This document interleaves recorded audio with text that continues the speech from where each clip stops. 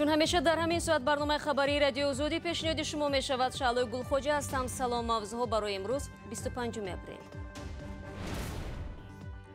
انتظاری به پایان رسید. مریم 10 ساله و 3 کودک دیگری توجیک را از عراق جنگ زده به دوشنبه آوردند. یک سال انتظار همین مریم بوده. من آواز به تاجیکستان برگردوندن. اینا سلامتیش خوبه، نغزه. دونالد ترامپ به ایران هشدار داد که اگر برنامه هسته‌ایش را از سر بگیرد مشکلاتش بیشتر می شود. و اندازه علاوگی به محصولات گوشتی حکومت تاجیکستان پیشنهاد را به نهادهای دولتی فرستاد. تاجران و خریداران از حال نگرانند. مثال آدم ارزشش میگیره 3 تا از میگیره 1 تا اگر قیمت شود یا مثلا نیم تا میگیره. مریم شویوا نورسی 10 ساله توجیک رو که ماها باز در یکی از پناهگاه‌های بغداد به سر می‌برد به دوشنبه آوردند. مریم تنها نبود، همراه با او 3 کودک دیگری توجیک نیز به وطن آمدند. هواپیمای حامل آنها صبح بر وقت امروز از مسکو به دوشنبه رسید. آنها را نمایندگان وزارت کارهای خارجی بیرون از فرودگاه به دست پیوندانشان سپاریدند. خنده بر لب و اشک در چشم. با چنین چهره مریم را پیشواز گرفت بابایش محمد رحیم شایف. یک سال انتظار همین مریم بوده. من آواز به تاجیکستان برگردوندن. اینا سلامتیش خوبه، نغزه. خرسندی بابا از این است که بعد تک و دوهای زیاد نبیرش را از عراق آوردند. میگرید از آنکه در درگیری‌های عراق پدر و مادر و 4 برادر و خواهر مریم را از دست داد. نه ولی صحبت نکرد ولی کمتر صحبت شب صحبت میکنه. مریم دختری جمال الدین شایف ساکنی ناحیه حصار است که همراه همسرش صدبرگ شامیرزای و ساکنی شهر دوشنبه و 4 طفلش سال 2016 با قصد مصر تاجیکستان را ترک کرده بود. پیوندانش میگویند بعداً خبر یافتند که آنها به عراق رفته طفل پنجمشان در آنجا تولد شده است.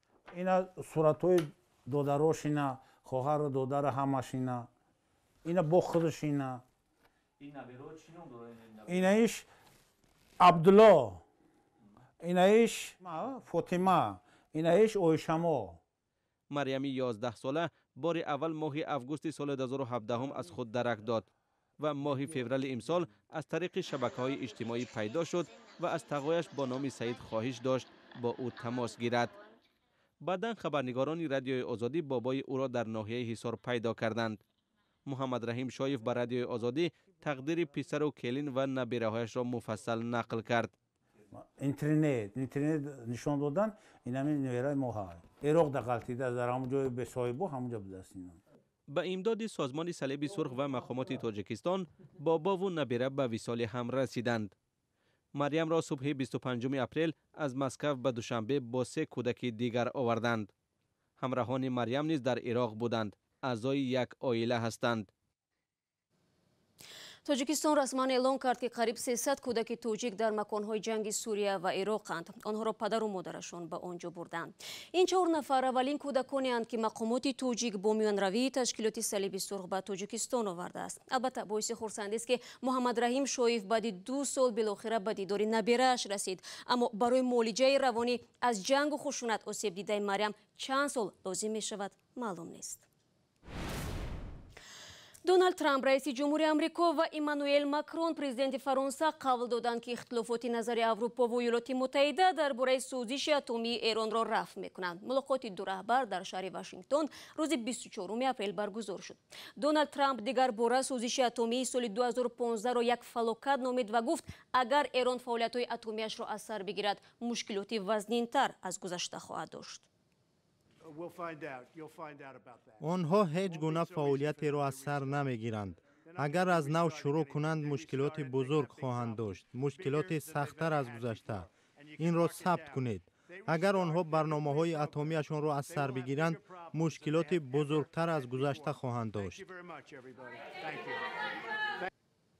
دونالد ترامپ تا ماه مای فرصت داد است که سازش اتمی ایران با 5 قدرت جهانی امریکا و چین، روسیه و فرانسه و بریتانیا اصلاح شود. در عکس حال ایالات متحده از آن خارج می شود. ایران گفته است در چنین صورت فعالیت‌های اتمی‌اش را از سر می‌گیرد. بر اساس این سازش ایران فعالیت‌های اتمی‌اش را محدود کرد و بعضی از تحریمات اقتصادی به ضد آن را از بین برداشتند. برنامه را ادامه می‌دهیم. امروز دادگاه عالی تاجیکستان به بررسی پرونده 6 نفری شروع کرد که در کشتار زن و شوهر صاحبکار در ناحیه باباجان غفوروفی ولایت سوغد متهم می‌شوند. مقصود جان محمد جانов و عبادت نعمت‌الله و تیرمای سال گذشته به قتل رسانده بودند. این کشتار بی‌رحمانه سر و صدای زیادی را به بار آورد. همکارم عبدالله شورف این موضوع را پیگیری دارد. عبدالله سلام، شما قبل از شروع برنامه گفتید که در مرافعه امروزه جزئیات بیشتری از این حادثه آشکار شده است. دقیقاً چی معلوم شد؟ شهلا طور مجرمان به تفتیشات شهادت دادند آنها در آغاز قصد کشتار را نداشتند، تنها با فرمایش نفر دیگر به هدف دزدی به خانه این صاحبکار درآمدند. این گروه شب 17 به 18 اکتبر سال 2017 پنهانی به حولی مقصود جان محمد جانov وارد شدند. چون هنگام دزدی صاحبخانه آنها را می‌بیند، او را با همسرش عبادت نعمت‌الله و با سکوچ و ناقل برق بسته با بیرحمی خاص به قتل رسانیدند. خب این متهمان به جنایت واقعا با قصد کشتن رفتند یا فقط مقصدشان دزدی بوده است؟ عبدالمنان ارگاشف رهبر این گروه در رفتی تفتیشات گفته است قصد اصلی آنها نه کشتار بلکه دزدی پولهای این صاحبکار بود. با اعتراف عیبدار شوندگان مقصود جان محمد جانov قبلا با ظفر نام ساکنی شهر خوجند بحثی مالی داشته است. این نفر برای قصاص گرفتن از ارگاشف درخواست میکند که از خانه محمد جانov پول بدزدند. تفتیشات این گروه را به غارت 59,000 سامانی و 75,000 دلار متهم میکند. اما با ادعای عیبدار شوندگان آنها از خانه صاحبکار 59,000 سامانی و 20,000 دلار را دزدیدند، نه 75,000. این گروهی 6 نفره که زادگان ناحیه کانی بادام، مسجح و واسع هستند، عین زمان به کشتار و راهزنی متهم میشوند و با آنها سالهای طولانی زندان تهدید میکند. تشکر برای صحبت عبدالله. متاسفانه سالهای اخیر چند چنین حادثه غارت ساکنان پولدار در ولایت سوغد رخ داده است. از جمله ماه ایونی سال 2013 یک گروه که بعداً معلوم شد اعضای یک خانواده بودند نیمه شب به قصد غارت به خانه طلافروش احمد خوجه بوبوی وارد شده او را همراه همسر و 3 فرزند خردسالش کشتند و خانه‌شان را آتش زدند. بعداً جنایتکاران طبق قانون جزای خود را گرفتند. شما برنامه خبری رادیو آزادی را تماشا دارید. سازمان بین‌المللی گزارشگران بدون مرز قرارگاهش در پاریس هشدار داده است که نقض آزادی مطبوعات دیگر خاصی رژیم‌های افطاری‌تری و خودکامه نیست. این سازمان روز 25 اپریل در گزارشی نوی خود در مورد آزادی مطبوعات در سال 2017 اعلام کرد که نفرت نسبت به مطبوعات چشمگیرتر شده است. تاجیکستان در میان 180 کشور دنیا در این شاخص در مقام 149 است و سطح سال گذشته را تغییر نداده است. سازمان بین‌المللی گزارشگران بدون مرز سال گذشته وضع مطبوعات در تاجیکستان را با تمایل خطرناک ارزیابی کرده بودند.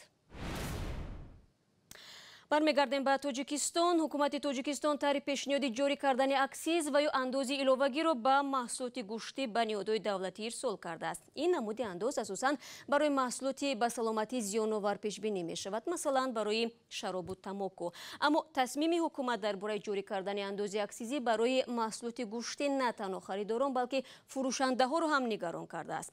مولا رجب یوسفی این موضوع را به بررسی گرفت. حکومت تاجیکستان پیشنهاد کرده است که برای حسیب و دیگر محصولات گوشتی اندازه اکسیزی جاری کرده شود. این پیشنهاد حالا در دست بررسی است و برخی از نهادها از آن ناراضگی کردند. از جمله خدمات ضد انحصاری میگوید اگر این تصمیم عملی شود آن میتواند به کمچین شدن محصولات گوشتی و بلند رفتن نرخ آن مساعدت کند. قیمت‌ها کشید با سودا کم تا چاپ سوز میشه. مثلا آدم ارزانش میگرفت 3 تا از میگیره 1 تا اگر قیمت شود یا مثلا نیم تا میگیره. در بازار و فروشگاه‌های کشور نوع‌های گوناگون حسیب و دیگر محصولات‌های گوشتی فروخته می‌شوند. هر یک از آنها خریدار خود را دارند. کالباس‌های 20 تومانش بسیار دانشجو استفاده می‌برند. ولی قیمتش هم مردم کمتر بود. این با گمان من تاثیر منفی خودش رو با بودجه مثال عائله هر یک همون شخصون میرسونه. چی طوره که خود شما نیز میبینید نزد دکان‌های گوشت فروشی نظر بر راسته فروش محصولات‌های حسیبی کم خریدارتر به نظر میرسد؟ گوشت رید کنیم برای گو مهمون بیا بعد. اگر بازم قیمتش برای شما چی پرابلم؟ بس میکنیم گوشت خوری کلبسا خوری. مولا رجب یوسفی، امرالدین عالموف، آزادی، دوشنبه. нигоҳе меандозем ба Қирғизистон. Дар Қирғизистон дигар бора масъалаи маъни сафари духтарони 26 сола ба хориҷи кишвар дар миён омадааст. Теъдоде аз фаъолони ҷомеаи ин кишвар ки асосан мардонанд бовар доранд ки бо ин васила ҷавондухтарони қирғиз аз хушунату фиреб дар кишварҳои бегона эмин мемонанд. қаблан инчунин як пешниҳод аз ҷониби вакили садо дода буд, он гоҳ ин пешниҳодро қабул накарданд. Аммо то куҷо афкори ҷомеа дар ин мавзӯъ тағйир кардааст, дар гузориши ҳамкоронамон аз настоящее время тамошо мекунем. این از کمترین موردهایی است که برای دفاع از حقوق زنان مردان صدا بلند میکنند. تقریبا همه شرکت‌داران تجربه کار و زندگی در مهاجرت را دارند. آنها میگویند شاهد مناسبت بد با دختران قرغیز، شرایط کار و رفتاری آنها شدند. برای چی ما می‌خواهیم سفر دختران تا 26 ساله به خارج منع شود؟